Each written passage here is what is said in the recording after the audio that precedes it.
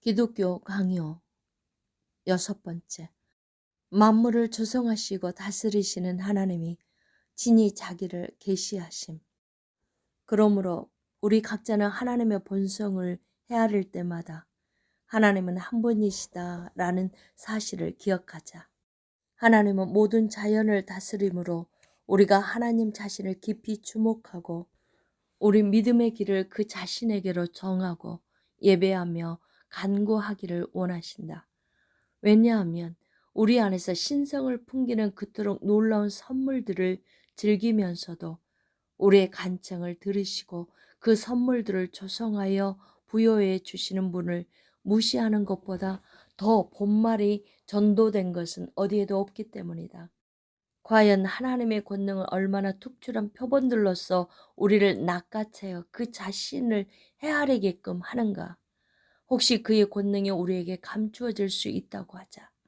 그렇다고 해도 이 무한한 하늘과 땅 덩어리를 그 자신의 말로 보존하고 때로는 단지 고개를 끄덕임만으로 뇌성을 일으켜 하늘을 흔들고 번개로 무엇이든지 불사르며 섬광으로 공기를 불일게 하고 때로는 다양한 형태의 폭풍으로 요동치게 하고 원하면 바로 동일한 그곳을 일시에 고요하게 하고 높이 솟아올라 끊임없이 땅의 파멸을 위협하는 듯이 보이는 바다를 마치 공중에 걸려 있는 그 무엇과 같이 되도록 제어하고 때로는 바람이 휘몰아치는 자격을 주어 무서운 방식으로 그것을 소용돌이 치게 하고 때로는 물결을 가라앉게 한 후 평화롭게 그것을 되돌리는 것이 모두 누구의 능력에 속하는가? 성경 여러 곳 특히 욥기와 이사야서에 많이 나타나는 자연의 증거들을 통하여 하나님의 권능을 노래하는 찬미들이 이에 부합한다. 여기에서 나는 이것들을 일부러 지나치고자 한다. 그것들을 위한 더욱 유익한 자리를 다른 곳에서 찾게 될 것이며 그곳에서 나는 성경의 근거에 세계의 창조에 관해 설명할 것이기 때문이다. 여기에서 나는 하나님의 살아계신 모습을 위아래에 묘사한 그림을 따라가기만 한다면 외인들이든 하나님의 집에 속한 자들이든 하나님을 찾는 길은 모두에게 공통된다는 사실에만 전념하기를 원한다. 진정 하나님의 권능은 그 자체로 우리에게 그의 영원하심을 인식하게 한다. 왜냐하면 그의 영원하심과 그 자신으로부터 모든 것이 시작됨이 필연적이기 때문이다.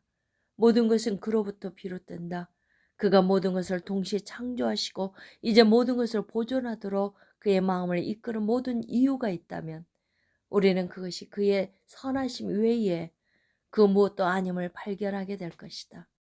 더구나 그 선하심이 유일한 이유라고 해도 그것은 우리를 그의 사랑 안에 묶어도 충분히 남을 만큼 만족스러워야 한다. 선지자가 경고하는 바와 같이 하나님의 자비가 그 속으로 부어지지 않은 피조물이 그 어디에도 없는 한 말이다. 일곱 번째, 하나님은 인간 사회의 질서를 통하여 자기를 아는 지식을 드러내심. 또한 하나님의 두 번째 종류의 작품들에 있어서도 그것들은 분명 자연의 통상적인 운행과 무관하게 일어나는데 그의 능력은 훨씬 더 명백한 증거들을 스스로 드러낸다. 실로 하나님은 자기의 섭리를 조절하셔서 인간 사회를 경영하신다. 그는 모든 사람을 향하여 선하시고 자비로우시다. 그 방식은 헤아릴 수 없을 만큼 많다. 그럼에도 불구하고 드러난 매일매일의 목록을 통하여 경건한 사람들에게는 자기의 자비를, 흉악하고 사악한 사람들에게는 자기의 엄중함을 선포하신다. 악행들에 대하여 그가 취하는 보복은 의심할 바가 없다. 하나님은 자기가 무죄한 자들의 보호자이자 변호자이시라는 사실을 분명하게 증명하셔서 선한 사람들의 삶을 자기의 은총으로 번영케 하시고 그 필요를 채우시고 그 고통을 가라앉히고 위로하시며 그 재난을 감경하시고 그 모든 것으로 그들이 구원에 이르게 보살피신다. 그렇다고 그의 영원한 의의 규범이 결코 모호하게 되어서는 안 된다. 하나님은 가끔 흉악한 자들과 죄를 범하는 자들이 잠시 동안 벌을 받지 않고 기뻐하도록 허용하시는 반면, 정직한 사람들과 잘못이 없는 사람들이 많은 역경 가운데 있게 하시고, 심지어 그들이 불경건한 자들의 악과 불법에 짓눌려 참고 살아가도록 하신다. 오히려 우리는 여기에서 아주 다른 깨달음이 마음속에 스며들도록 해야 한다. 하나님이 진노의 목록을 공표하면서 한 가지 악행을 처벌하시는 것은 그 자신이 모든 악행을 미워하시기 때문이다. 그가 많은 악행을 보복하지 않고 지나치실 때는 처벌을 받아야 하지만 미루어 둔 것들에 대한 또 다른 심판이 있을 것이다. 마찬가지로 하나님은 우리에게 그 자신의 자비를 헤아릴 거리를 얼마나 풍성히 제공하시는가.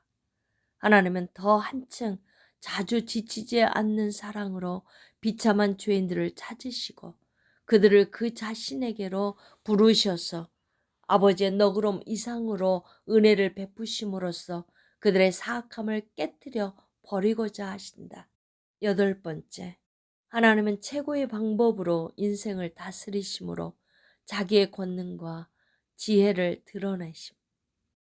이 목적을 위하여 선지자는 절망적인 상황에 빠져서 소망이 없는 비참하고 거의 파멸에 이른 사람들을 하나님이 갑자기 경이롭게 일으키신다는 것을 기억하면서 다음과 같이 노래한다. 하나님은 사막을 헤매며 방황하는 자들을 야생 동물로부터 보호하셔서 마침내 바른 길에 이르게 인도하신다. 또 궁핍하고 배고픈 사람들에게 양식을 채워주신다. 또 포로된 자들을 보호하사 끔찍한 함정과 쇠사슬로부터 풀려나게 하신다. 또 파선한 자들을 이끌어 무사히 항구에 이르게 하신다. 또 병으로 거반 죽게 된 자들을 건강하게 하신다. 또 더위와 가뭄으로 땅을 벌거숭이로 만드신다. 또 감춰진 은혜의 물샘으로 그 땅을 비옥하게 하신다. 또 가장 경멸스러운 사람들을 천한 곳으로부터 끌어올리신다. 또 권위자들을 높은 단계의 품위로부터 아래로 던져버리신다. 죄시된 이러한 예들을 통해 선지자는 우연이라고 여겨지는 사건들이 하늘 섭리, 특히 부성적 관용에 대한 수많은 증거들이며 이로부터 경건한 자들에게는 즐거움의 근거가 주어지는 반면 불경건하고 유기된 사람들의 입은 다물어지게 된다는 결론을 짓는다.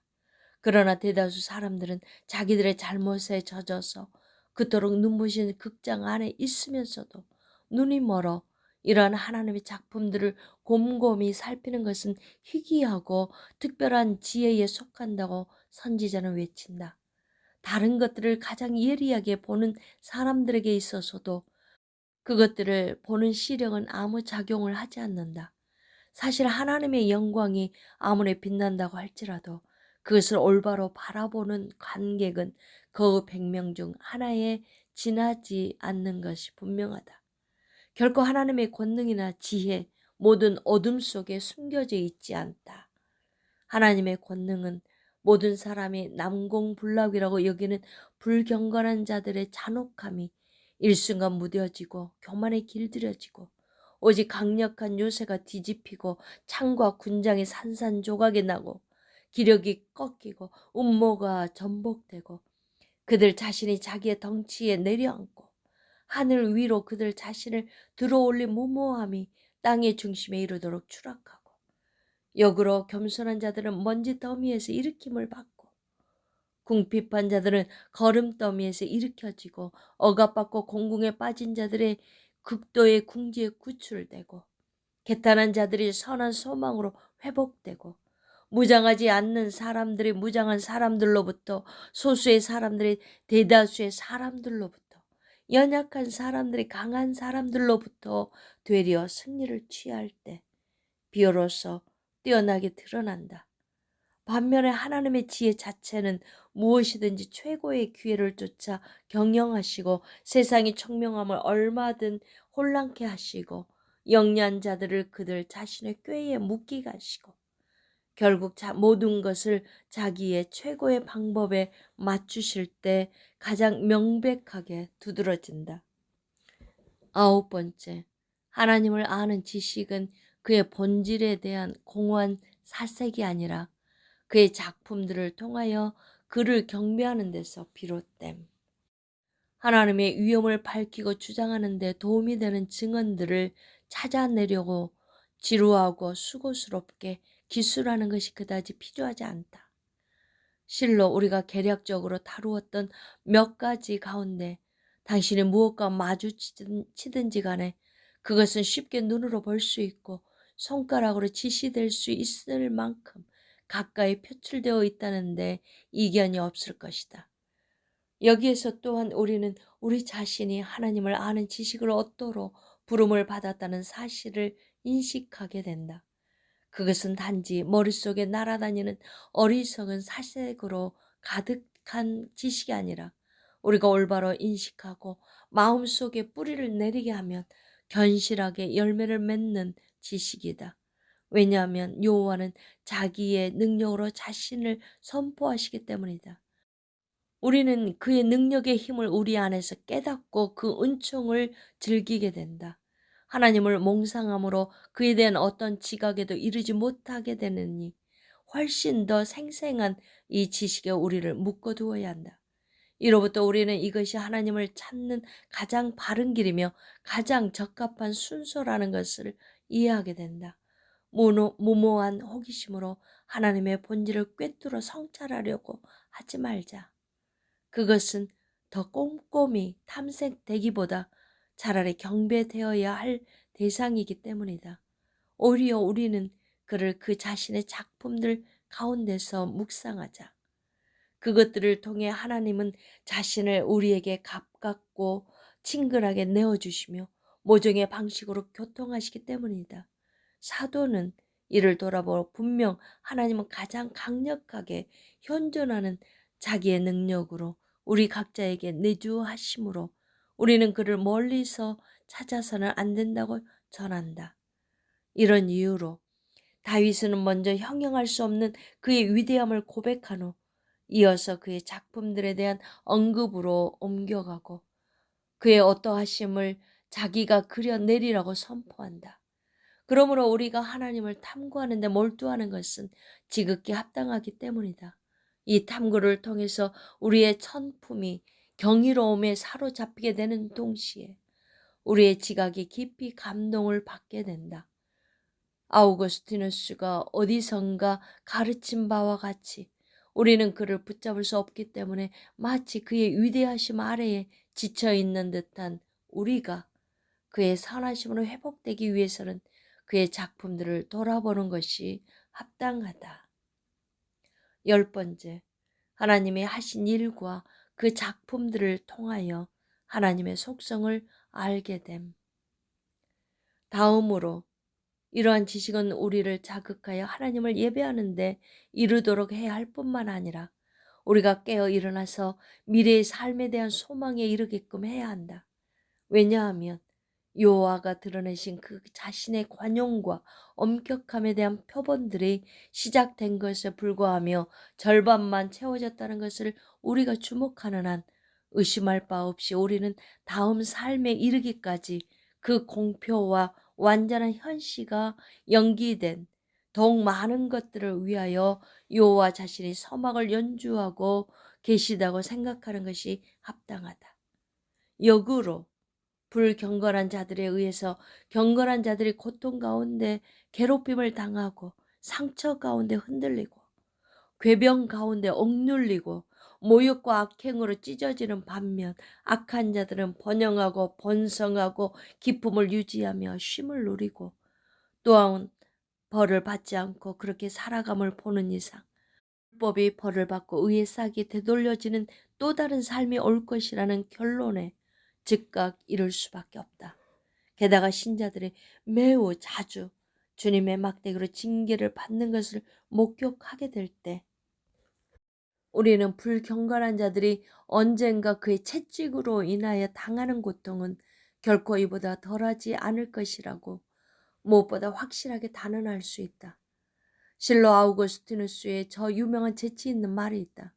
만약 지금 모든 죄가 공표된 벌로 처벌된다면 마지막 심판에는 아무것도 남지 않게 되리라 여겨질 것이다.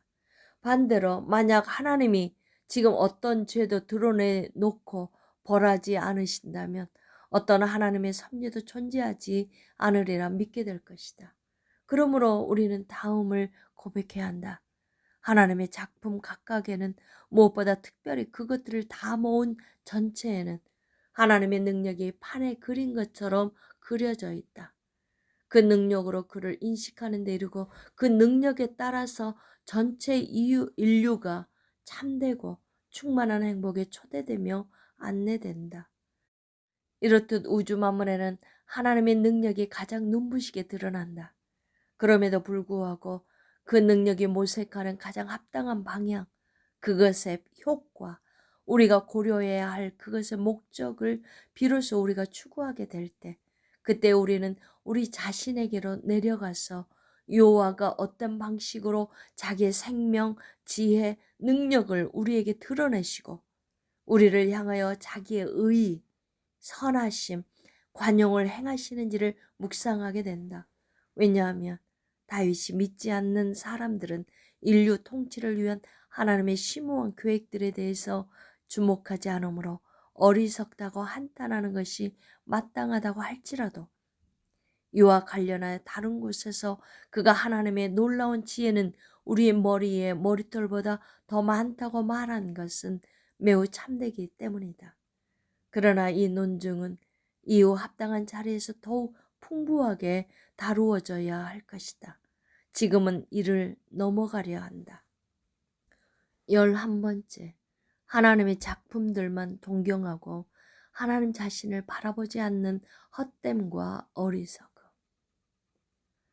그러나 비록 여호와가 자기의 작품들이라는 거울 속에 그 자신과 그 자신의 영원한 나라를 아주 명백하게 표상하신다고 하더라도 우리는 그토록 명료한 증거들에 대하여서 끊임없이 무뎌져서 그것들이 아무 유익도 끼치지 못하고 사라지게 된다. 우리 중에 얼마나 많은 사람들이 눈을 들어 하늘을 바라보거나 다양한 지역의 땅들을 두루 돌아보며 세상의 가장 아름다운 구조와 배열에 관해서 말하면서도 창조주에 대한 기억을 마음속에 되새기기는커녕 그것들의 조성자를 배제시킨 채 그 작품들의 외관만 동경하고 있는가? 또 얼마나 많은 사람들이 자연의 통상적인 과정을 벗어나서 날마다 일어난 사건들에 대해 말하면서도 사람들이 그것들에 휘둘리고 나뒹굴게 되는 것이 하나님의 섭리가 아니라 운명의 맹목적인 무분별함의 통치를 받기 때문이라고 생각하는가? 때때로 우리는 모든 사람에게 있어서 그러하듯이 그러한 사건들의 인도와 지도로 필연적으로 하나님을 깊이 생각하지 않을 수 없게 된다. 그러나 어떤 신성에 대한 의식을 무모하게 마음에 품기 시작하면 곧바로 우리 육체의 광기와 사악한 허구들에 빠져들어 우리의 덧없음으로 하나님의 진리를 오염시키고 만다.